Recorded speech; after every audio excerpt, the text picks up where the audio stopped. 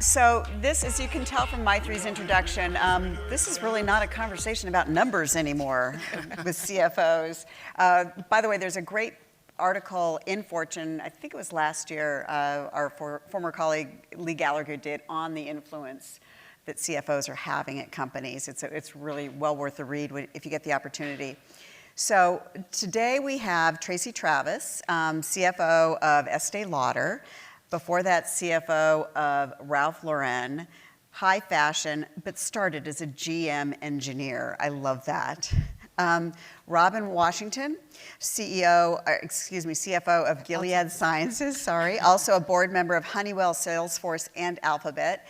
And Robin, tell everybody a little bit about Gilead and its role in the AIDS crisis. Sure. So Gilead is a 20-plus year biopharmaceutical company that really was pioneering relative to making HIV a livable chronic disease. We haven't cured it yet, but we're very focused on it.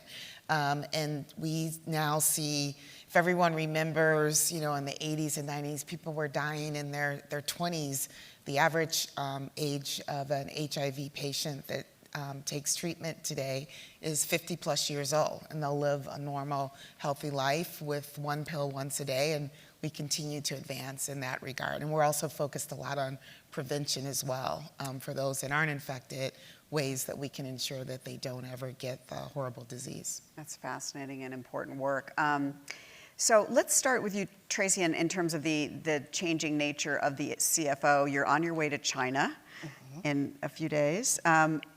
Talk about the importance of geopolitics to your job right now. Oh, it's very important. So everyone knows Estée Lauder companies. We have 30 brands, and much of our business is actually global. So 70% of our business is actually outside of North America. That's incredible.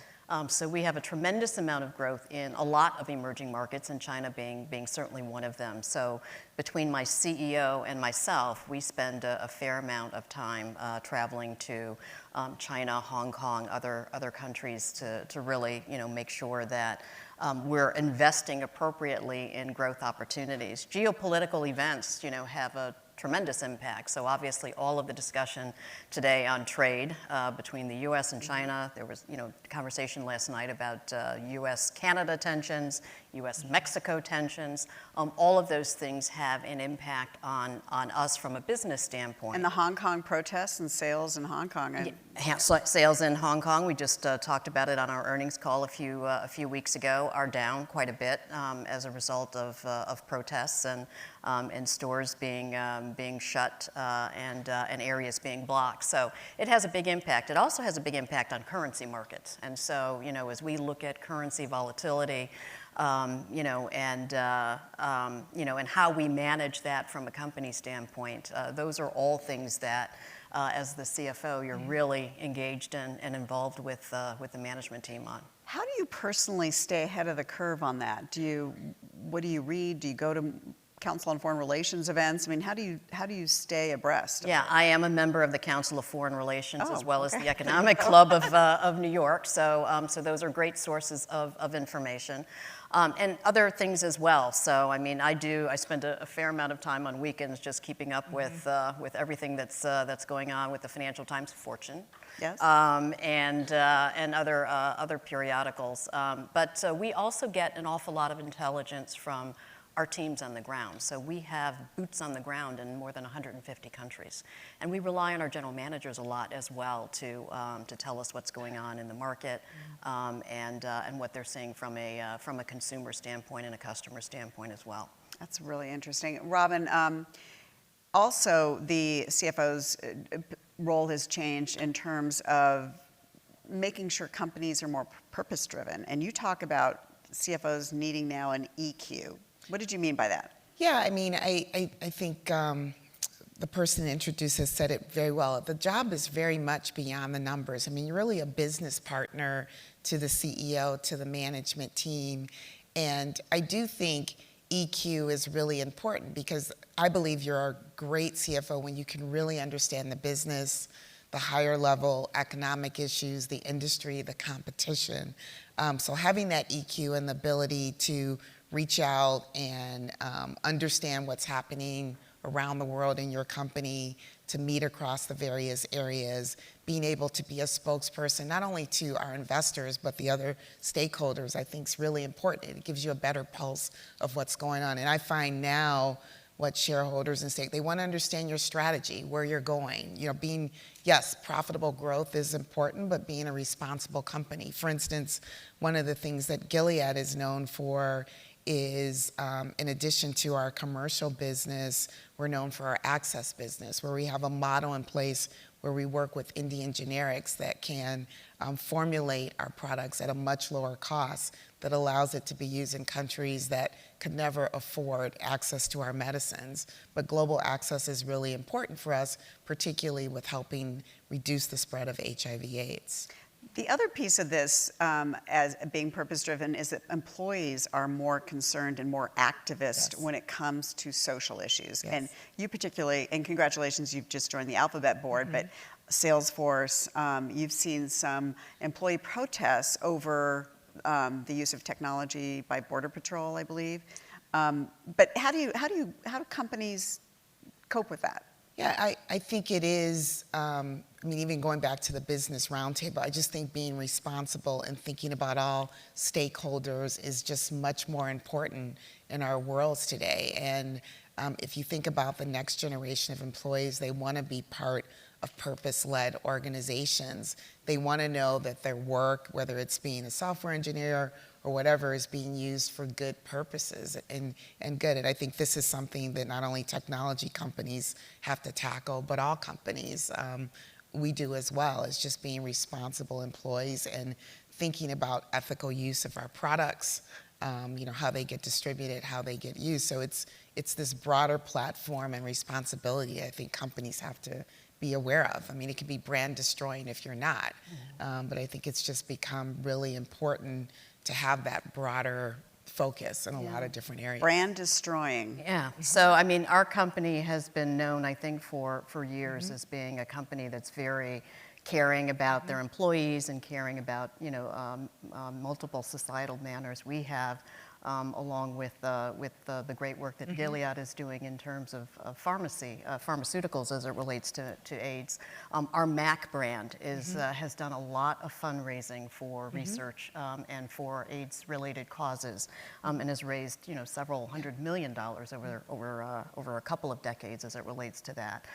Breast cancer research is also an area that Estée Lauder and the Breast Cancer Research Foundation have really focused a lot on. And earlier this year, we announced ESG initiatives. So, you know, when you think about beauty products, you know, packaging, ingredient transparency are all things from an environmental standpoint, carbon footprint that we've announced goals for this year and are making a lot of progress. And again, to Robin's point, very important for employees, very important for consumers. You know, the finance team, you know, is involved in all of these areas. So making sure that, you know, we're capturing the metrics and we're communicating them appropriately and working with the teams on actually how do we implement some of these programs and get value out of them as well, because there is the balance between the investment that you're making in order to become a sustainable company and the return on that, which is a long-term return, but there are also opportunities for short-term. But what is your advice, though, for dealing with employee protests on one level, protests from stakeholders, whether it's employees protesting something that is part of your business and a key part of your business, and the employees may not even be right in your mind, A, or B, the cosmetics industry has been the target of PETA protests, for example. What's your advice on addressing those issues and getting ahead of the curve?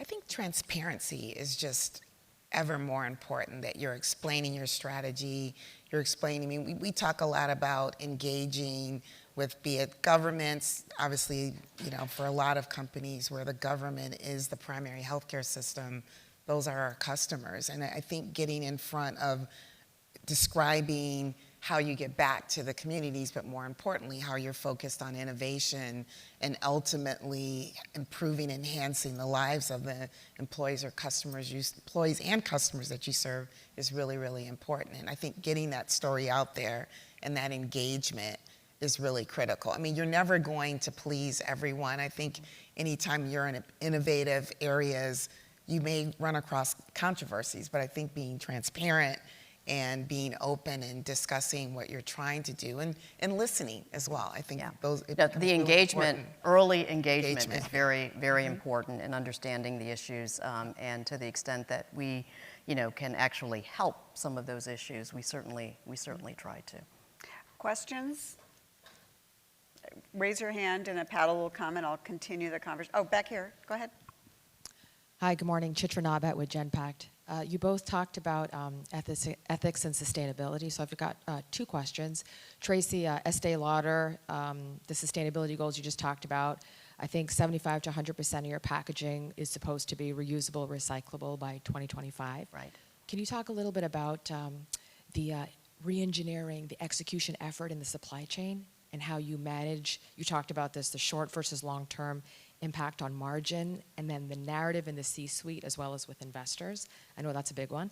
And then the second question is to the both of you, since you both are on corporate boards and very esteemed corporate boards, some specifics around how that's been accretive to you professionally, as well as in the context of your CFO roles. Great, so let's start with the first one for both of you too. The decision about deploying resources and how you make those decisions and how you make the argument, the narrative. Go ahead. So in terms of packaging, I mean, we do about 30% on average of our innovation every year, somewhere between 25 to 30% is new innovation. And so we have an opportunity as we launch new products to make sure that we're doing that with sustainable packaging. We're also looking at some of our, regular product lines and addressing packaging. Some of the cartons, making sure that some of those are reusable, looking at other ingredients as well. So But is that a big financial investment to do that? It is some financial investment. Again, we're going to make financial investments anyway in innovation. So the more broadly that we can actually look across our portfolio for those investments, the more we can engineer the costs down. And so there is some investment. But again, important to our consumers and certainly from a long-term perspective, the view that we take is it's right for the environment, it's right for the company, and over the long term will have an impact on sales if we don't address some of those issues. So that's the investor philosophy, and that's certainly our philosophy as we approach some of the ESG initiatives. As it relates to boards, I mean, I joined my first public company board about 16 years ago. I've been a public company CFO for about 18 years, my first public company CFO role. And it was a terrific experience. The first board I was on was Joanne Stores. I think as a CFO, it gave me a better perspective on how to actually serve the CFO or serve the board in my company, and what I was interested in, what I needed to be an effective board member, is certainly something that I learned and took back to the various CFO roles I've had since. So I think it's been a tremendous help to my role to actually be on boards, and I encourage everyone who can be on a board to be on a board and just understand what's important from a governance standpoint.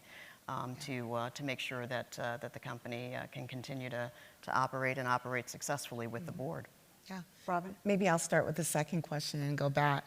I wholeheartedly agree with Tracy. I actually joined my first board before I became a CFO. Which and was? It was Tektronix. Okay. Yeah, so it was through the audit chair. I was the corporate controller at PeopleSoft, and we were going through a hostile takeover, so I was involved in a lot of different areas. And he was very much a sponsor of putting me on my first board, where I was the only female and the only person of color. But I think it really just helped frame for me, to Tracy's point, the role of the board, thinking as a CFO more strategically regarding just kind of stepping back. And I actually think being able to be on boards that sit outside of the core industry that you're in is really critical. You see things that are different, but also things that are alike. But I think it just helps make you a much more strategic thinker. I was just interviewing with NASDAQ about how I believe being a board member made me a better CFO in a lot of different ways. And I, too, very much encourage board service if you can make it work with your day job. I actually even think board members that have day jobs is really great as well, because I think you're right in the midst of seeing things evolve. So you can benchmark and better understand areas. With regard to sustainability, I agree. I think ERG, it's more and more important to our investor base. It's also very important to our employees. We outsource a lot of our manufacturing, but we look at sustainability and best practices. We're in a regulated industry, so these things are very important. The facilities that we do own, we're very green. We were just named as one of the top companies around sustainability in terms of just water usage, carbon usage, et cetera. But I'm just galvanized by seeing the employee interest in ensuring we're doing the right things by our environment as well. So we're very engaged in those areas. Yes. Thank you. So pretty similar. Introduce yourself. Oh, sorry, Claudia Romo Edelman. I used to work for the Secretary General when we were launching the Sustainable Development Goals. And our dream in our office was to have the Sustainable Development Goals move from corporate social responsibility, the little corner, the little office in the corner, to become a little bit more like the CEO, and then move to CMOs. But I think that the real thing, and the Secretary General at that time said, but change will never happen until it hits the CFO. Yeah. Do you think that CSR has moved into the C-suite, and who's responsible now for CSR? And do you think that you're alone or pioneers in CFOs actually understanding, sustainability and purpose now that, your employees and investors are so connected? And when you answer that question, can you not just speak, I know you both believe in the purpose of your companies, but speak to broadly other companies. Speak to the whole panoply. So I think Robin touched on it. Investors more and more, particularly European investors, have, always had, they were ahead in terms of really caring about, ESG issues and whether or not we were good corporate citizens from an environmental standpoint, et cetera. But more and more investors now in the U.S. as well. BlackRock obviously has come out with a statement as it relates to corporate citizenship. The Business Roundtable that we've spoken about. So it is very important that the CFO be involved inside the company in terms of what investments are we making in this area, and making sure that we're making progress, because we're engaging with investors and we're engaging with the board. Boards are more interested in this as well, recognizing the importance to long-term corporate sustainability. Right. I also would just add to Tracy's comments, which I agree with. I think in the CFO suite, you're about measuring things. And so I think it does give you another base of really thinking about the metrics, et cetera, that show not only additional value that you're adding, in terms of improving environment, but hopefully turning them into financial investments for your company. So I think that aspect has made it very important. And I know there are a lot of initiatives. There's a great initiative in the UK that I've been involved with. It's really focused on sustainability, and we've started to move that to the US to think about, the opportunity to advance that in the financial areas within the US. So I do think it's a really important topic, and it's a great way to engage younger finance folks in other ways that you can add value in company beyond just the basic blocking and tackling of. And at least at our company, there is a leader of the sustainability initiative, but I'm the executive sponsor. Yeah. So as we're running out of time, I want you each to give, you're both incredibly successful leaders. Give us one very quick piece of advice on leadership to this room. Oh my goodness. Being a successful leader, what have you learned, Robin? I think being a continuous learner is something that I've learned. The world is constantly evolving. And I would say the other thing that I think has been a critical point in my career is being comfortable being uncomfortable, because I think when you're pushing and driving and developing yourself, you're learning, and it's the other side of that uncomfortableness when you start to really realize how you continue to evolve as a leader. Get out of your comfort zone. Yeah, no, I would agree with that 100% in terms of, the learning aspect of taking risks in your career. And continuing to learn and grow and develop from that is very much a part of building yourself as a leader. I've had so many varied experiences in my career. I think it's helped me, certainly in this role, be a better CFO, better business-oriented CFO. Well, you're both extraordinary leaders, and we thank you for coming and sharing your insights and wish you the best. You both have exciting chapters ahead. Thank you. Thank you.